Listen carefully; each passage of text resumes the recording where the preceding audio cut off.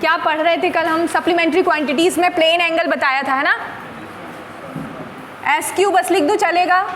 नहीं, अच्छा कुछ नए लोग भी हैं।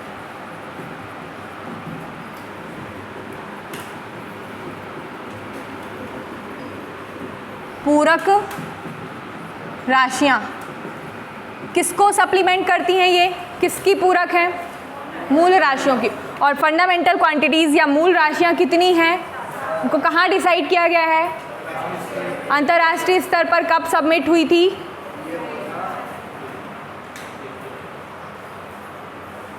1972 के आसपास की बात है। फ्रांस का सेवरेज शहर है ना? और यूनिट को डिसाइड करने में बहुत सारी प्रॉब्लम्स हो रही थी, क्योंकि एक हमने लिया था सबसे पहले ब्रिटेन में, जिसे ब्रिटिश प्रणाली कह रहे थे, किसे?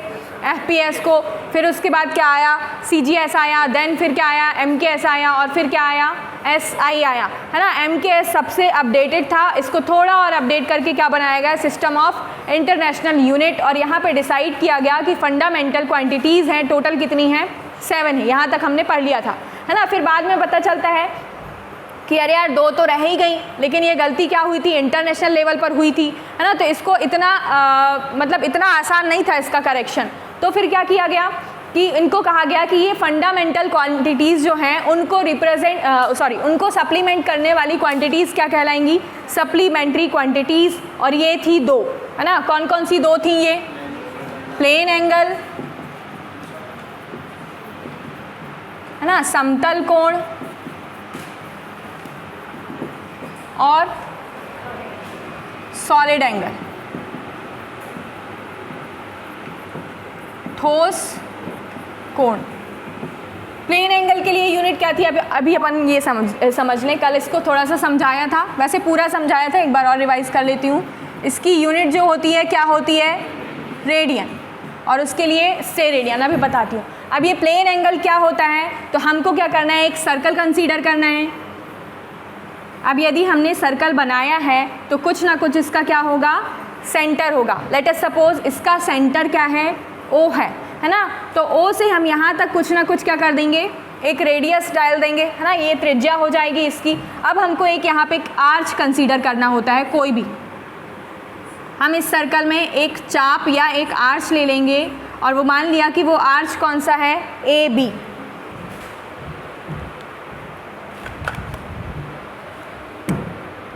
एक सर्कल लेना है और उसमें एक हमको आर्च कंसीडर करना है।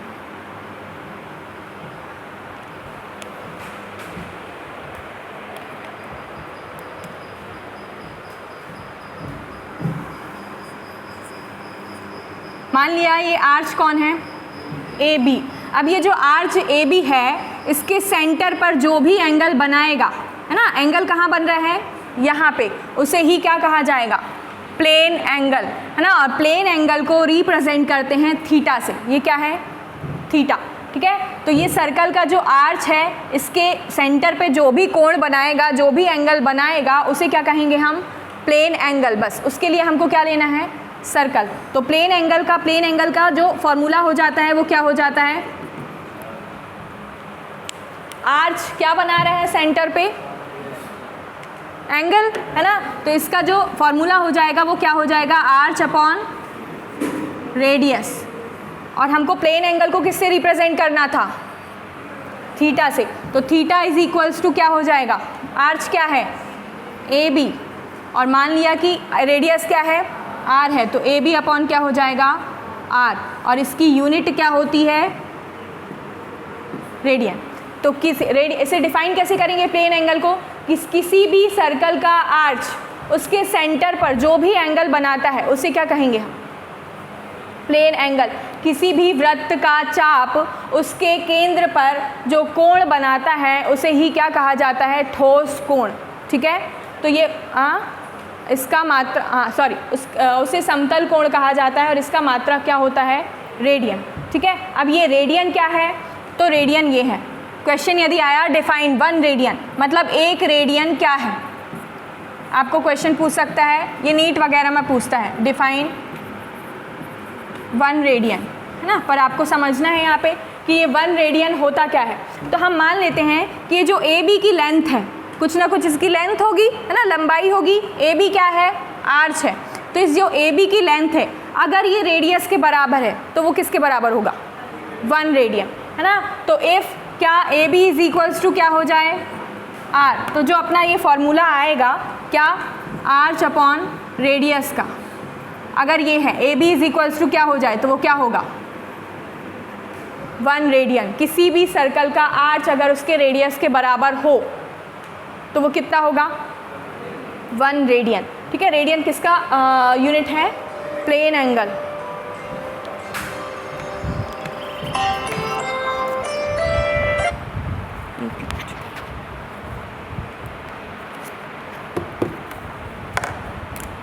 ठीक है, इसको लिखना है आपको तो लिख लीजिए।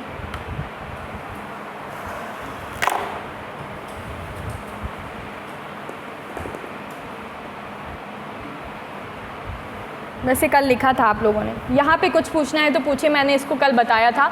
नेक्स्ट अपन को सॉलिड एंगल देखना। आप लोगों को कुछ कुछ समझ में आया थोड़ा बहुत?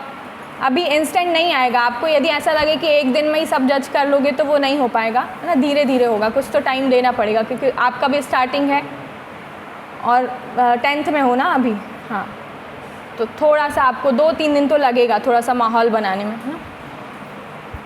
बाकी हाँ, माहौल ऐसा कि समझ में आ जाए। ये लोग बैठे हुए हैं अभी नए ही हैं, आप इनसे पूछ सकते हैं, 2 दिन तो इनको भी लगा था सेट होने में, है ना।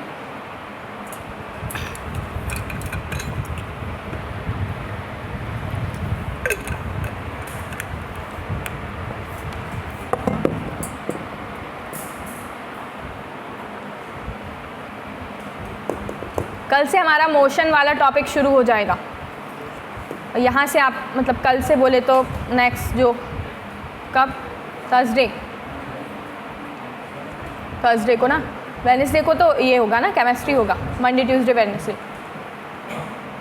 मेन आपका। और वो क्लासेस मिस मत करना अभी फर्स्ट वाली, आप लोगों से हाथ जोड़ के विनम्र निवेदन है ना। फिज़िक्स की जब मोशन वाली क्लास शुरू होगी, बीच में भले जा सकते हो लेकिन वो बेसिक्स है।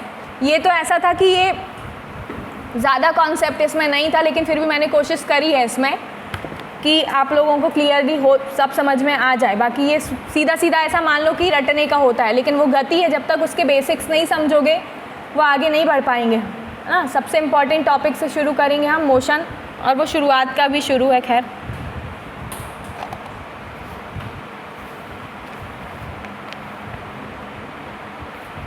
और जो लोग नहीं आ पा रहे हैं उनको ऐसा लग रहा होगा कि अब तो आधा हो गया, अब क्या समझ में आएगा, उनको बता दीजिएगा कि ज़रूरी नहीं है कि आप मतलब यहाँ से वो फिर से नया लगेगा आपको मोशन वाला टॉपिक, है ना। तो नहीं आ पा रहे हैं तो आइए क्लास।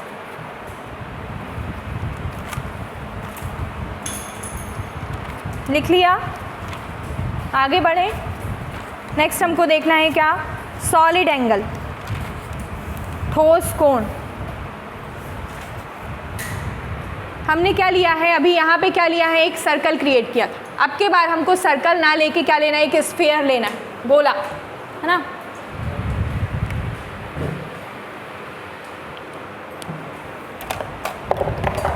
सर्कल ना लेके हमें क्या लेना है, आप ये दोनों आपको एक से लगेंगे क्योंकि ये 3D नहीं है। आप इमेजिन करिए कि फुटबॉल ले रहे हैं, है ना, इसका भी कुछ ना कुछ क्या होगा, ये क्या है, एक स्फीयर लेना है। अब हमको एक क्या लेना है, गोला, ठीक है, 3D वाला, मतलब जिसमें क्या हो, लंबाई चौड़ाई ऊंचाई सब हो। फुटबॉल को इमेजिन कर सकते हैं आप, ठीक है। तो उसका कुछ ना कुछ क्या होगा, सेंटर होगा। अब यहाँ पे अब के बार हमको क्या लेना है कि कुछ हम एक, देखो एक मिनट, इसकी कुछ ना कुछ क्या होगी, रेडियस होगी, है ना। तो यहाँ पे हमको एक एरिया कुछ ऐसा कंसीडर कर लेना है कि इतना कुछ एरिया कट करके निकाल लेना है। इसको हम बना देते हैं शेडेड एरिया।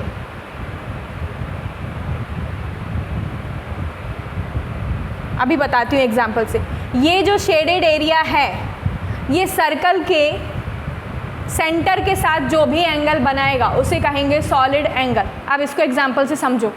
तरबूज खाया है, खाते ही होगे, है ना। उसकी एक कोन काट ली आपने, जो एक पीस था वो टुकड़े काट के देता ना, वो समझ लो वो पीस क्या हो गया, ये शेडेड एरिया। अब वो जो कटा हुआ आपका पीस है, जो तरबूज के सेंटर पे जो एंगल क्रिएट करेगा उसे ही क्या कहा जाएगा, सॉलिड एंगल। या फिर आइसक्रीम खाई है कोन वाली, ऊपर तक जो भरा होता है अपना, वो मान लो जो ऊपर तक आइसक्रीम फिलिंग होती है ना, वो मान लीजिए वो क्या है आपकी शेडेड एरिया हो गया ये सॉलिड एंगल का, है ना। वो जो शेडेड एरिया है, नीचे जो कोन का सेंटर है, क्योंकि कोन भी कभी ना कभी क्या रहा होगा, ऐसी रहती है ना, ये समझ लो ये हो गई आपकी आइसक्रीम की कोन हो गई। तो ये किससे बनी होगी, गोले से ही बनी होगी। तो यहाँ पे हम कल्पना करते हैं, इमेजिन करते हैं कि ये जो आइसक्रीम की कोन है उसका जो शेडेड एरिया है, मतलब यहाँ पे जो हमारे आइसक्रीम फिलिंग हुई है, वो जो आइसक्रीम की फिलिंग है वो सेंटर के साथ जो भी कोण बनाएगी उसे क्या कहा जाएगा, सॉलिड एंगल। बस अंतर क्या है कि यहाँ पे हमको क्या लेना था, एक आर्च लेना था, लेकिन चूंकि ये सॉलिड एंगल है तो उसी आर्च को हम क्या कह देंगे, शेडेड एरिया। इस मान लीजिए पूरे क्षेत्रफल का हम ए लेते हैं, इसका कुछ ना कुछ क्या होगा, एरिया होगा। इसको हम किससे डिफाइन करते हैं, ए से। तो इस शेडेड एरिया को हम किससे डिफाइन कर देंगे, डेल ए से, क्योंकि डेल पढ़ा होगा ना केमिस्ट्री फिजिक्स में, हम डेल्टा बोल देते हैं। किसी भी चीज़ में यदि परिवर्तन होता है तो उसे केमिस्ट्री में डेल से रिप्रेजेंट करते हैं, है ना। तो ये शेडेड एरिया को हमने किससे रिप्रेजेंट कर दिया, डेल ए से। तो ये जो डेल ए है, इस स्फीयर के सेंटर के साथ जो भी एंगल क्रिएट करेगा उसे हम क्या कहेंगे, सॉलिड एंगल, और इसे रिप्रेजेंट करते हैं ओमेगा से। क्लियर हो पा रहा है। तरबूज, है ना, या वाटरमेलन जिसे आप कहते हैं, उसकी एक कटिंग ले लो, इमेजिन करो वो पीस हमको टुकड़ा बस देने वाला है चखने के लिए, जो दुकान वाला है, बिना धोए हमने खा लिया, है ना।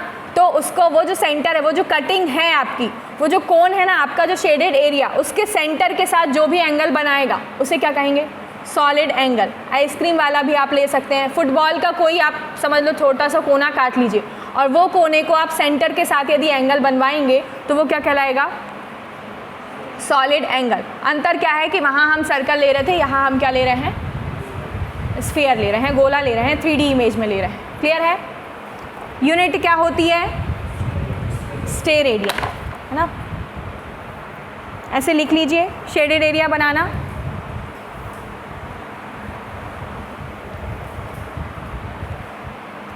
किसी गोले का, लिखना है आप लोगों को, बोलूं इंग्लिश में, एंगल सबटेंडेड बाय, किसी गोले का छायांकित भाग, छायांकित भाग, अभी इंग्लिश में बोल देती हूँ, एक मिनट, हाँ। किसी गोले का छायांकित भाग उस गोले के केंद्र के साथ जो कोण बनाता है,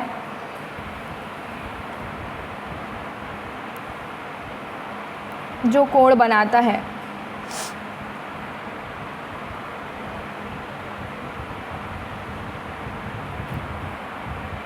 जो कोण बनाता है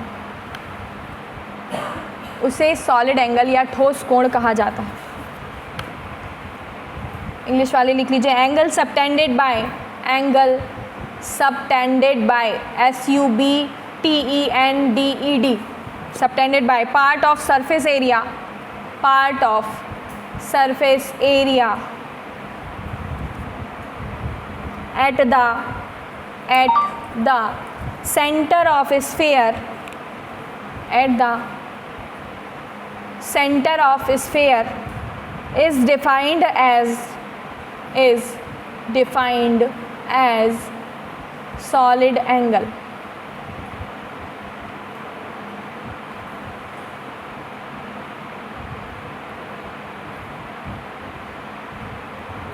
नेक्स्ट लाइन में लिखिएगा, यूनिट क्या होती है इसकी, शॉर्ट में लिखते हैं SR, steradian. Unit is equals to लिखिएगा SR, steradian, steradian, SR,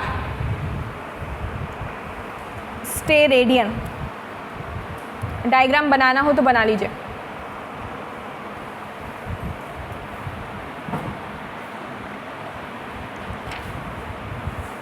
और इसका जो रिप्रेजेंट करते हैं किससे, सॉलिड एंगल को ओमेगा से, प्लेन एंगल को थीटा से।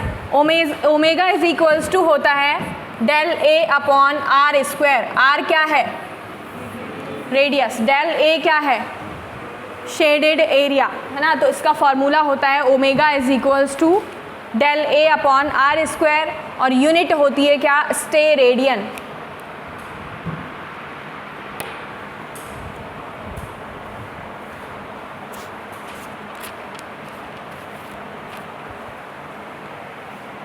अब पूछेगा डिफाइन 1 स्टेरेडियन।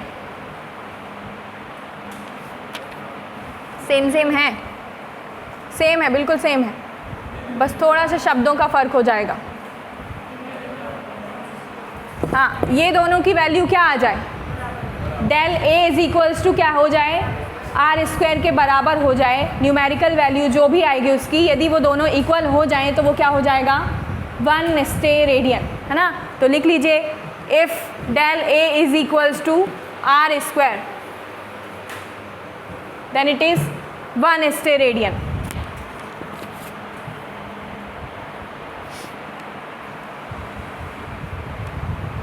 स्टेरेडियन, ठीक है। और यहाँ पे आपकी फिजिकल क्वांटिटीज़ कंप्लीट हुई। आपको अब कुछ पूछना है तो पूछ सकते हैं। नेक्स्ट हमारा टॉपिक है वेक्टर और स्केलर।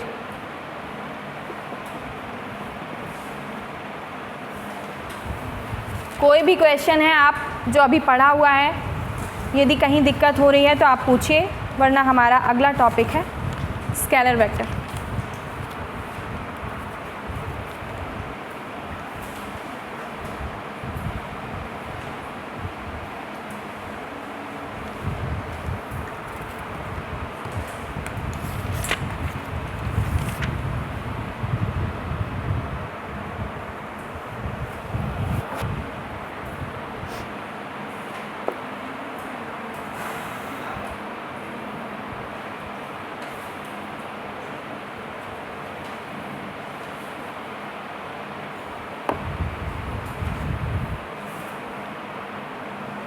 मिटा दूँ, कुछ पूछना है,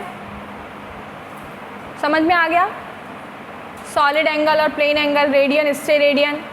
रेडियन क्या है, स्टेरेडियन क्या है। प्लेन एंगल में हमको क्या लेना है, नॉर्मल सर्कल लेना है, और सॉलिड एंगल में क्या लेना है हमको, स्फीयर लेना है, वो 3D हो जाता है बस, है ना। प्लेन एंगल के लिए रेडियन है और सॉलिड के लिए क्या है, स्टेरेडियन है। आप आइसक्रीम कोन, तरबूज या ऐसे कोई फ्रूट्स को याद कर सकते हैं। आप मान लो एप्पल काट लिया, है ना, छोटा सा कोना वाला पीस काटा, और उसके जो सेंटर पे जो एंगल बनेगा उसे क्या कहेंगे, सॉलिड एंगल। आइसक्रीम की कोन के साथ ऊपर वाले शेडेड एरिया का जो भी एंगल बनेगा उसे क्या कहेंगे, सॉलिड एंगल, है ना। और ये किसको सप्लीमेंट करती हैं, फंडामेंटल क्वांटिटीज़ या मूल राशियों को। हाँ,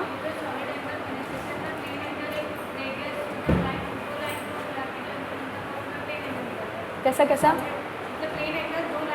लाइन थोड़ी ना है, वो तो एंगल रेडियस के साथ ही बनेगा। जैसे मान लो आपने एक सर्कल क्रिएट किया, यहाँ पे कहीं भी आप एंगल बनाओ ऐसे बनेगा ना, आप यहाँ पे थोड़ी ना बना सकते हो एंगल सेंटर पे। सॉलिड एंगल में हम शेडेड एरिया लेते हैं। कारण क्या है कि देखो, हम ये कंसीडर नहीं कर सकते ना आर्च। आप फुटबॉल लो, उसमें कहाँ आर्च कंसीडर करोगे, तो उसी आर्च को, क्योंकि वो यहाँ से भी आएगा, लंबाई भी होगी उसकी, कुछ ना कुछ लेंथ भी होगी, कुछ ना कुछ उसकी चौड़ाई भी होगी, और कुछ ना कुछ उसका आयतन होगा। तो उसी चाप को जो हम काट रहे हैं ना इकट्ठा, वो तो चाप ना रह के वो थोड़ा सा बड़ा हो जाएगा आर्च ना होके, तो उसी को हम क्या कह देते हैं, शेडेड एरिया।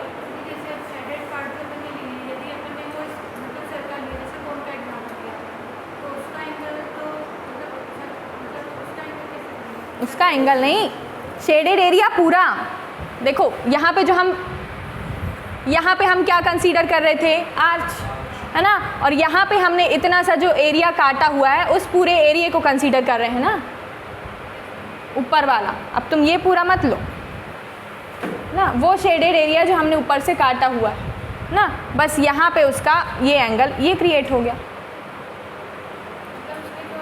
आइसक्रीम की कोन है, ये इसका एक कोना, ये इसका दूसरा कोना, है ना, उसमें पूरी ये फिलिंग भरी हुई है, वो दोनों कोने के साथ जो बनेगा उसको वो कहेंगे सॉलिड एंगल, ठीक है।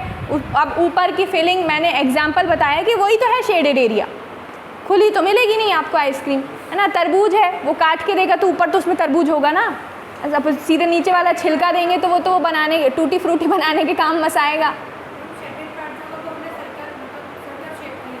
सर्कल शेप में नहीं होगा, स्फीयर शेप में होगा। हाँ, काट के देखो, इमेजिन करो कभी ऐसा तरबूज काटा है, कोंटा किस पार्ट में होगा, कैसा मिलता है?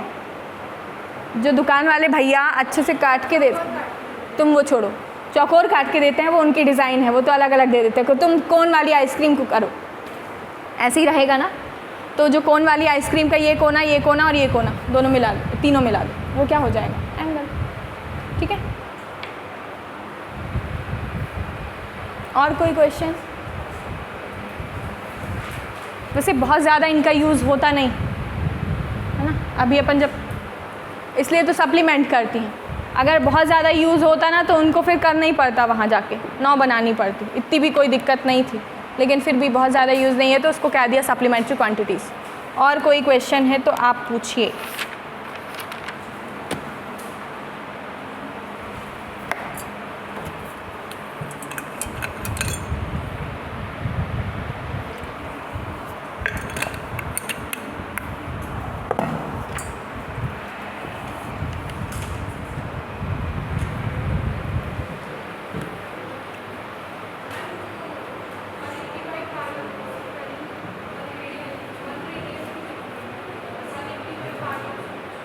क्या? वो आगे पढ़ेंगे, जब उसका यूज़ होगा ना तब आपको समझ में आ जाएगा। देखो, आपको सिर्फ यहाँ पे कॉन्सेप्ट क्लियर रखना है। जैसे अभी मैं बताऊँगी ना आपको वेक्टर स्केलर, आपको कॉपी किताब में क्या मिलेगा, पूरा आपको मिल जाएगा लाइन से कि ये सदिश है, ये अदिश है। ऐसे में तो आपको क्लियर ही नहीं हो पाएगा। सपोज़ मैं बता दूँ कि विभवांतर है ना, जो वोल्टेज होता है वो बता दूं कि ये सदिश है या अदिश है, वेक्टर है, स्केलर है, मैं आपको बता दूं, लेकिन वो जब टॉपिक हुआ ही नहीं है तो आपको कैसे क्लियर होगा, है ना। जब बस आपको इसका सदिश और अदिश, अभी जैसे वो बता रहे हो ना 180/5, जब उसका यूज़ होगा तब अपने आप आपको समझ में आ जाएगा। सिर्फ यहाँ पे हमको बेसिक कॉन्सेप्ट क्लियर करना है, क्योंकि इन्हीं आगे जाके ये जो टॉपिक पढ़ रहे हैं ना, यही फंडामेंटल क्वांटिटीज़ को तो हमको यहाँ लेना है। तो जैसे जैसे वो क्वांटिटीज़ होती जाएंगी वहाँ आपका क्लियर होता जाएगा। नहीं तो मैं टैली बना दूँ और फिर आप सोचो कि ये क्या होता है, तो वो धीरे धीरे आगे बढ़ेंगे वहीं, है ना। जैसे जस्ट अभी ये टॉपिक हम कर रहे हैं स्केलर वेक्टर, तो स्केलर वेक्टर में बहुत ज़्यादा आपको ध्यान नहीं देना है कि कौन सी सदिश है कौन सी अदिश है, बस आपको कॉन्सेप्ट क्लियर रखना है कि ये क्या होता है। जैसे जैसे वो टॉपिक आएगा अपने आप आपको आते जाएगा। जैसे अपन ने डायमेंशन पढ़ा है, पूरे का तो इकट्ठा नहीं लिखवाया मैंने, जितनी भी डिराइव्ड क्वांटिटीज़ हैं, है ना। मैं अभी चाहती तो बता देती आपको, बल आघूर्ण का लिखिए, इसका लिखिए, उसका लिखिए, लेकिन जब आपको वो चीज़ पता ही नहीं है तो कैसे लिखिए ना। तो जब वो टॉपिक आएंगे तब आप वहाँ धीरे से आप वहाँ पे लिख लीजिएगा, जो भी उसका डायमेंशन हो वो आपको बनेगा फॉर्मूले के साथ। सिर्फ हमने यहाँ पे क्या किया है, कॉन्सेप्ट किया है कि विमा हम डायमेंशन हम बनाते कैसे, ऐसे ही यहाँ पे भी हम करेंगे, और जो आप पूछ रहे हैं वो भी वही है। ठीक है, जब वो टॉपिक आएगा तब आपको और अच्छे से क्लियर हो जाएगा, क्योंकि रटना नहीं है मेनली आपको कॉन्सेप्ट। क्योंकि कुछ चीज़ें यदि याद नहीं आती, आप याद नहीं कर पाते ना, तो कहीं ना कहीं दिमाग लगा लेते हो। यदि वो कॉपी में भी नहीं है, यदि आपको कुछ चीज़ों का कॉन्सेप्ट क्लियर है तो आप इसको फील भी करोगे कि ये चीज़ बहुत काम आती है। या तो आप याद कर लो कि हिमालय उत्तर में है ना, और या तो आप देख के आ जाओ, देख के भी आ जाओगे, कई लोग को पता भी नहीं चलेगा कि उत्तर में है, ऐसे ऐसे करके थोड़ी ना जाएंगे वो, है ना, वो देख के भी आ जाएंगे। और या तो आप क्या कर लो, इमेज अपनी दिमाग में रख लो कि ऊपर है, तो ऊपर वाला यहाँ पे हम जो बनाते हैं दिशाएं, क्या बनाते हैं, उत्तर। देखो मैंने हिमालय कहीं भी नहीं बताया, है ना, बताया आपको ये क्या है नॉर्थ, ये क्या है साउथ, ये क्या है ईस्ट, और ये क्या है वेस्ट, है ना। और ये मैंने बना दिया कि ये है क्या, हिमालय। अब पूछेगा हिमालय कहाँ है, अपने आप बता पाएंगे कहाँ है, उत्तर में है, तो चाहे तो आप रट्टा मार लो, है ना। अब जैसे अपन ने बताया था, एक चीज़ अपन ने देखी थी कि यहाँ पे जो मिट्टी है, कौन सी मिट्टी है, काय से बनी है, और बेसाल्ट चट्टानें किससे निर्मित होती हैं, ग्रेनाइट बनेगा कि नहीं। एक जगह यहाँ पे पॉइंट छूट गया है, क्लियर है ना कॉन्सेप्ट, है ना। चाहे तो आप याद कर लीजिए कि ये दक्कन के क्षेत्र में पाई जाने वाली काली मिट्टी होती है, इसको कपासी मिट्टी कहते हैं, इसमें ये वाली खेती होती है ना, और ये ज्वालामुखी द्वारा निर्मित होती है, लावा निर्मित होती है। और यहाँ पे आपको बता दिया कि कभी फूटा था, उसके झटके आए होंगे तो बेसाल्ट भी बनी, काली मिट्टी भी बनी, वो क्लियर है ना। इसके अलावा यहाँ साथ साथ में यदि कुछ पूछ लेगा ना तो फिर आपको क्लियर होगा। जैसे लैटेराइट वाला कॉन्सेप्ट, इंडिया शुरू हो गया, लैटेराइट वाला कॉन्सेप्ट। लैटेराइट मिट्टी वो होती है, एक तो यहाँ पाई जाती है, देखो आया है टॉपिक तो समझ ही लो। यहाँ पे हमारे यहाँ पश्चिमी घाट में इस तरफ ये वाला जो एरिया है केरल वाला, ये किस चीज़ के लिए जाना जाता है? मसाले। इम्पॉर्टेंट समझा रही हूँ, है ना, क्योंकि वो बीच में बात आ गई इसलिए। ये मसाले, और मसाले जहाँ भी पाए जाते हैं ना, वो बहुत अच्छी, जहाँ पे लैटेराइट किस्म की मिट्टी हो ना, तो वहाँ पे पाए जाते हैं। अब ये जो लैटेराइट मिट्टी है उसका निर्माण होता है निक्षालन की प्रक्रिया द्वारा। निक्षालन मतलब लीचिंग प्रोसेस, है ना। अब ये लीचिंग प्रोसेस होती क्या है, तो अपन को पता है कि सबसे पहले हमारा जो मानसून आता है वो कहाँ आता है?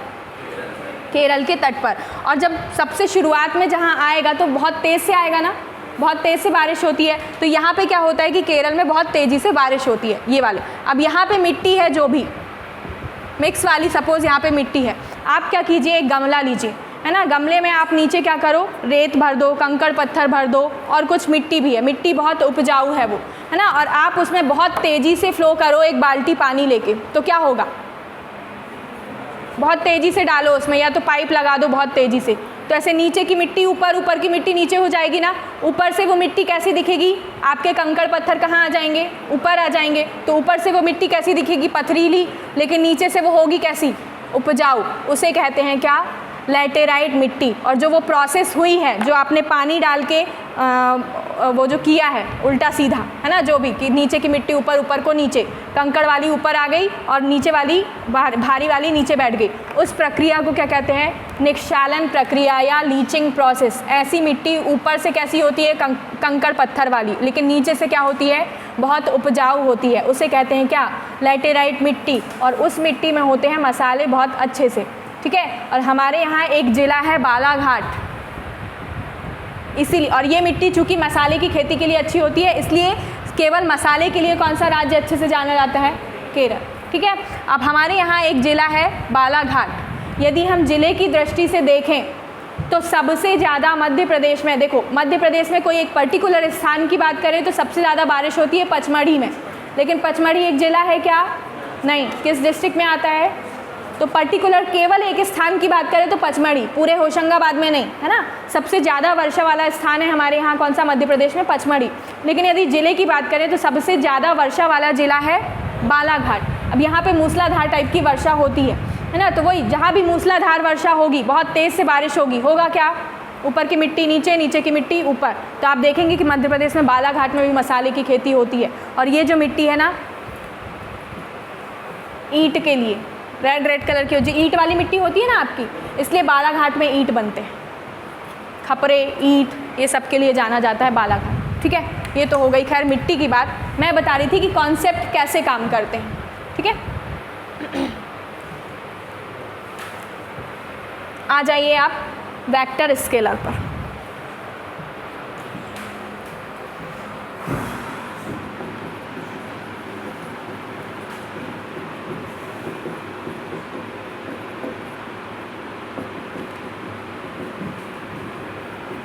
आपने फिजिकल क्वांटिटीज़ पढ़ी हैं, है ना। उसका एक वर्गीकरण हमने किया था, उसको क्लासिफाई किया था दो में। वो होती हैं क्या? फंडामेंटल क्वांटिटीज़ और डिराइव्ड क्वांटिटीज़, है ना, मूल राशियाँ और व्युत्पन्न राशियाँ। उसका एक और वर्गीकरण है अदिश एवं सदिश राशियाँ, स्केलर एंड वेक्टर।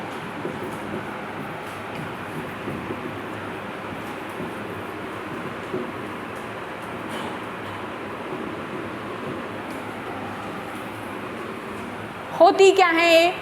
तो आपने बुक्स में पढ़ा होगा कि वैसी राशियाँ जिनमें दिशा की ज़रूरत नहीं होती, केवल परिमाण की या मैग्नीट्यूड की आवश्यकता होती है, उन्हें क्या कहते हैं? अदिश। और जिसमें दिशा की आवश्यकता होती है उसे क्या कहते हैं? सदिश। इसमें परिमाण की भी आवश्यकता होती है, दिशा की।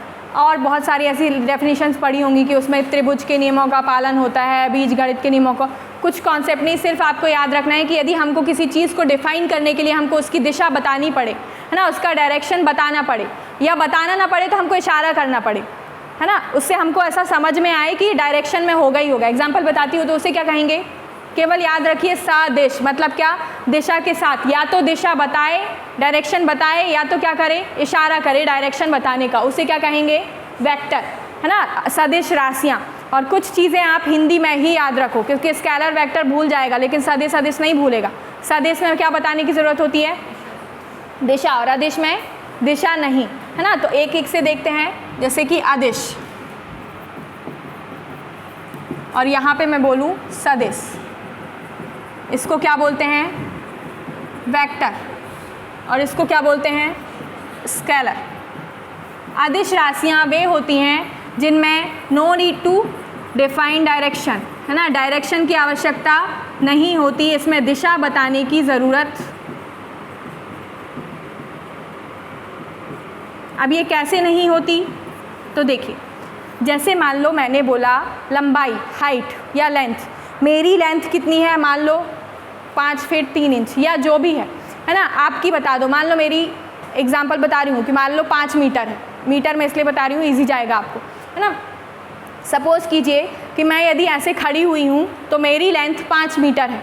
अब क्या अगर मैं लेट जाऊँगी तो मेरी लेंथ बदल जाएगी? उल्टा कोई नापेगा तो बदल जाएगी। यहाँ से नापो तो यहाँ से नापो, यहाँ से नापो, कहीं से भी नापो, है ना, वो लेंथ नहीं बदलेगी ना। दिशा बताने की ज़रूरत पड़ रही है? नहीं। तो लंबाई या लेंथ कौन सी राशि हो जाएगी? बस ये कॉन्सेप्ट याद रखना है आपको, कौन कौन सी हैं, कौन कौन सी नहीं है। जब जैसे जैसे अपन आगे बढ़ते जाएंगे ना, वो अपन को अपने आप याद होता जाएगा, है ना। लंबाई हो गई, दूरी, डिस्टेंस। मान लीजिए एग्जाम्पल के लिए ये कोई पॉइंट है ए, है ना, और ये कोई पॉइंट है बी। यहाँ से यहाँ तक के ए से बी के बीच की दूरी मान लीजिए कितनी है? 10 मीटर। क्या आपको ऐसा लग रहा है कि इसमें दिशा बताएंगे तभी दूरी निकाल पाएंगे? चाहे तो आप यहाँ से यहाँ नाप लो और चाहे तो आप यहाँ से यहाँ नाप लो, तो कैसी राशि हो गई?